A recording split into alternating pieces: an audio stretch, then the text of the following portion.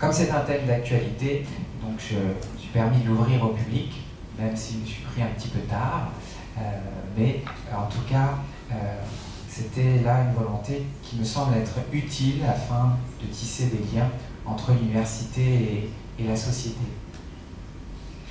Alors un petit mot sur la manière dont va se dérouler ce dernier cours sous la forme d'une conférence.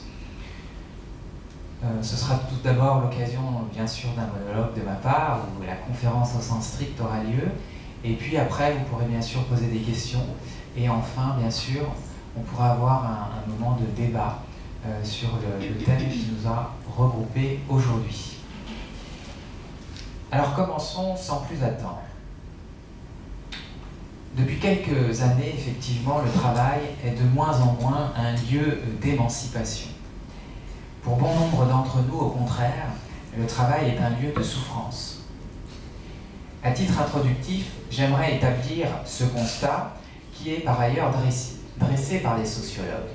Et j'aimerais notamment vous renvoyer, si cela vous intéresse, à Vincent de Goldjacq, qui est peut-être le sociologue le plus facile d'accès. Notamment, je pense à son petit manifeste pour sortir du mal-être au travail, qui est paru en 2012, qui est un livre d'entretien avec Antoine Mercier, un journaliste. Et sinon, donc, son ouvrage un peu plus conséquent, Travail, les raisons de la colère, aux éditions du Seuil. Vous pourrez les regarder à la fin de la conférence, je les tiens à votre disposition. Alors, on peut s'aider pour dresser ce constat de quelques chiffres. Des sondages, tout d'abord.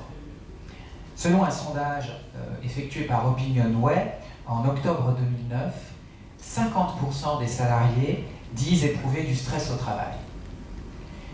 Des chiffres ensuite. Selon l'Institut de veille sanitaire, les troubles psychologiques liés à l'activité professionnelle touchent 24% des hommes et 37% des femmes. Donc en théorie des probabilités, généralement on dit qu'en dessous de 3%, on est dans une probabilité dont on peut ne pas tenir compte. Vous voyez ici, on est à 24% et à 37%, respectivement pour les hommes et pour les femmes. Selon le baromètre santé 2005, 38,5% des actifs déclarent que leur travail affecte leur santé. Le stress déclaré effectivement par les actifs occupés, donc ceux qu'on appellera les salariés, les travailleurs plus généralement, est davantage d'origine professionnelle que personnelle. En effet, 59,4% des travailleurs déclarent un épisode de stress en lien avec leur activité professionnelle au cours de l'année. Tout de même une belle majorité, presque 60%. Selon une autre enquête, une enquête de l'Agence nationale pour l'amélioration des conditions de travail qui a été réalisée en juin 2009, les causes de stress sont en premier lieu à rechercher dans l'organisation du travail, 41%. La non-satisfaction des exigences personnelles, le fait de ne pas se sentir représenté, 38%.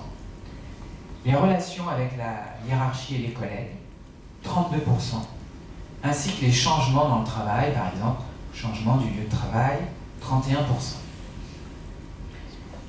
Ainsi chiffré, le stress a pour conséquence le développement de différents symptômes pour le travailleur. Un harcèlement entre collègues ou avec la hiérarchie, avec le client également, la perte de sens, ne plus savoir comment mener à bien son travail, le désenchantement, le fait d'être désabusé, la dépression, l'épuisement physique, l'épuisement psychologique, et puis bien sûr, si on monte jusqu'en haut de l'échelle, le suicide, y compris sur la place publique, ce qui fait malheureusement l'actualité depuis quelques années maintenant.